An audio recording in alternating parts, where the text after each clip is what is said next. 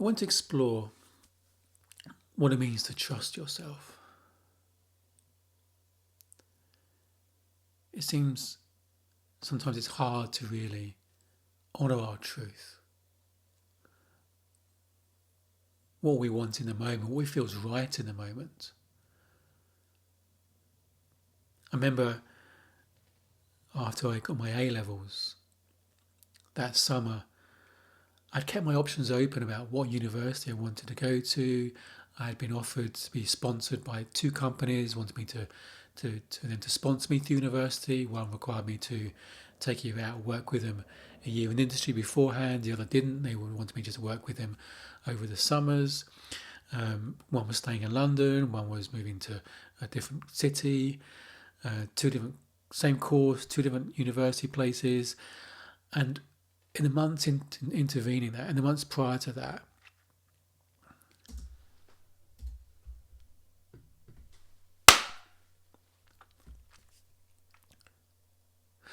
I want to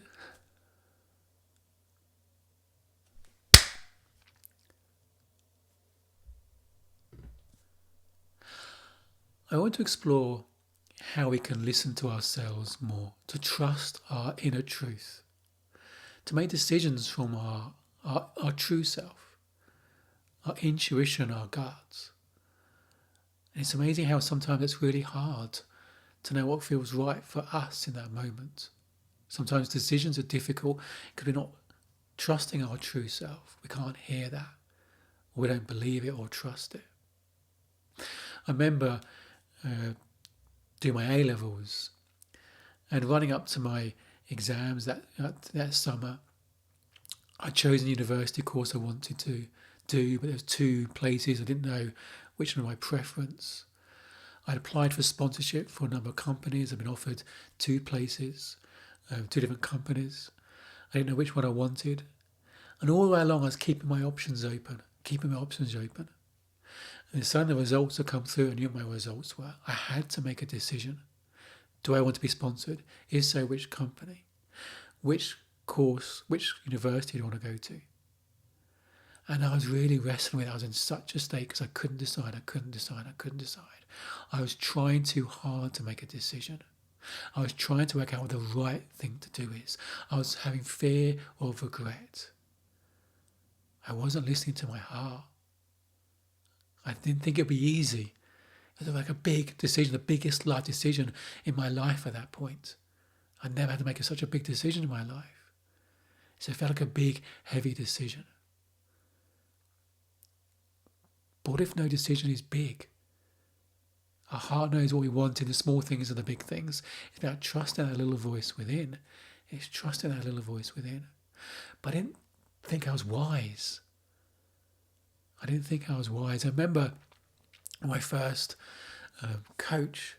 I distinctly remember the conversation. We were walking around the streets of London having a conversation, and I said to him, I'm not wise. I'm not innately wise.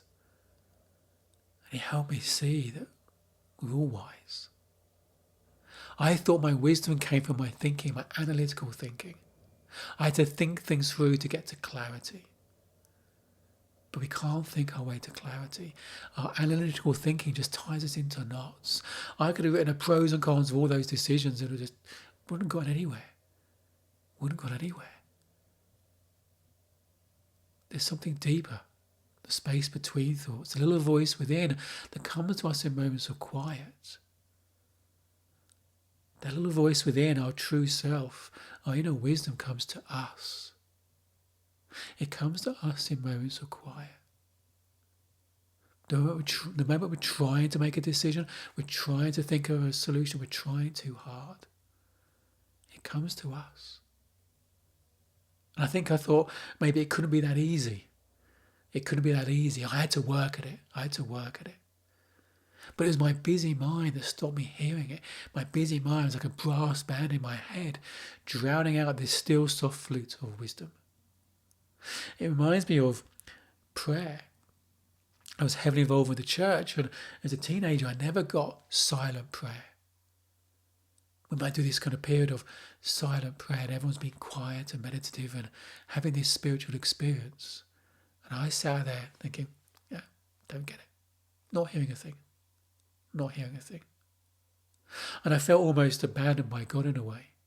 There must be something wrong with me. That God, life, the universe doesn't communicate to me. Whether you believe in the energy of life or a bigger thing, a universal wisdom, or whether you think it's just something within us, either way, the thing that stops us hearing it is this brass band of thought in our head, trying to think our way to clarity. Trying too hard. I always tried too hard in life. I cared too much. I tried too hard out of fear. Fear of getting it wrong. Fear of judgment. Fear of being judged as a bad person or getting things wrong. I was always trying too hard out of fear. But when we know we're okay, we're loved and lovable and worthy for who we are. That's our essence, that's who we are. That's how we come into the world. That's how we come into it. That's our purest state. That's actually our default setting when we stop trying so hard. Habitually, we've got a busy mind trying to work things out. But moments of clarity come to us when we're not trying. Solutions come to us when we're not trying to fix the problem. They come to us in moments of quiet.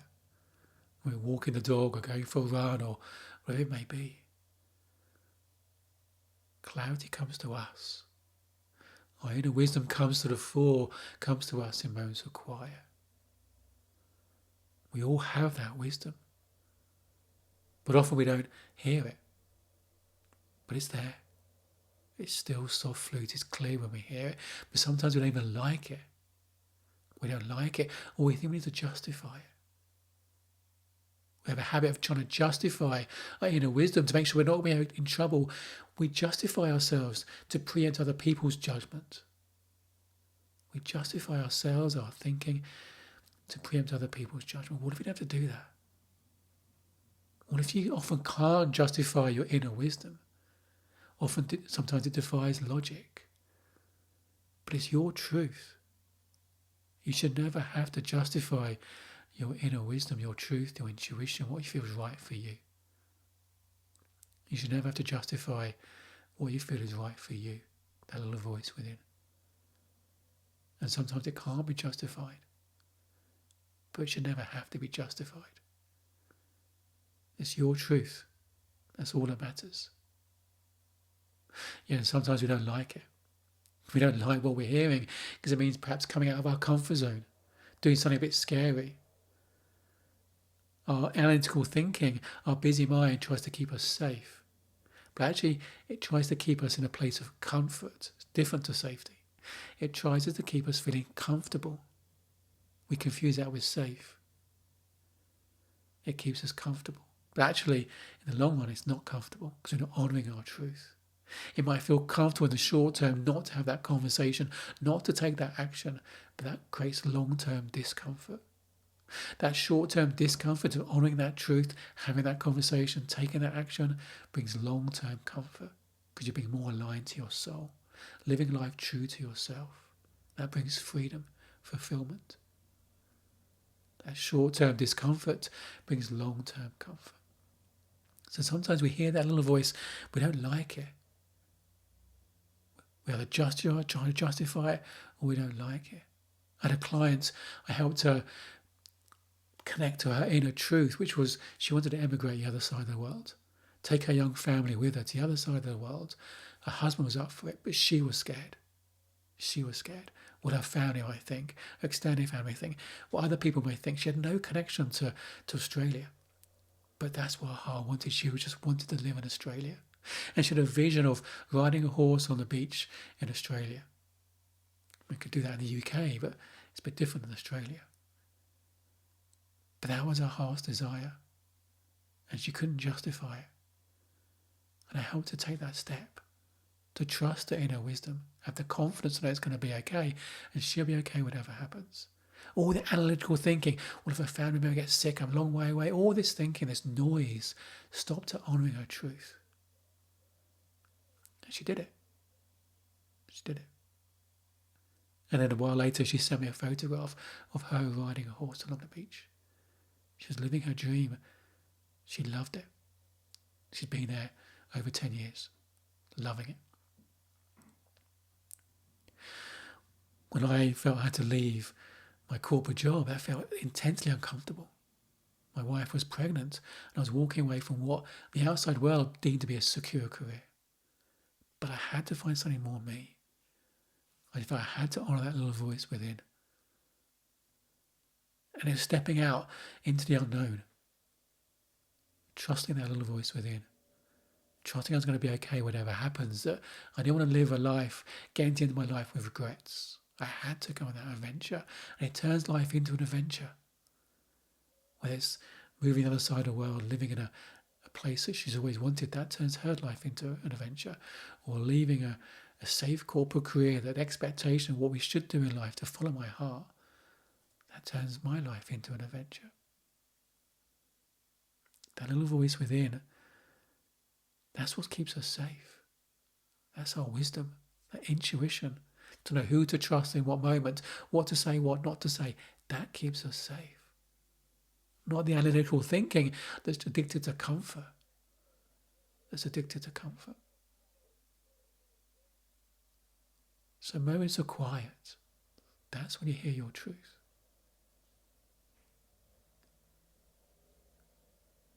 As an act of loving yourself, committing to yourself, honour that truth. Honour that truth. You never have to justify it. It's your truth. No one knows what's best for you more than your little voice within. That space between thoughts. That inner voice within. That sometimes feels scary to trust it. It feels scary to act on it. But that's where the magic happens. That's where the magic happens. Loving you.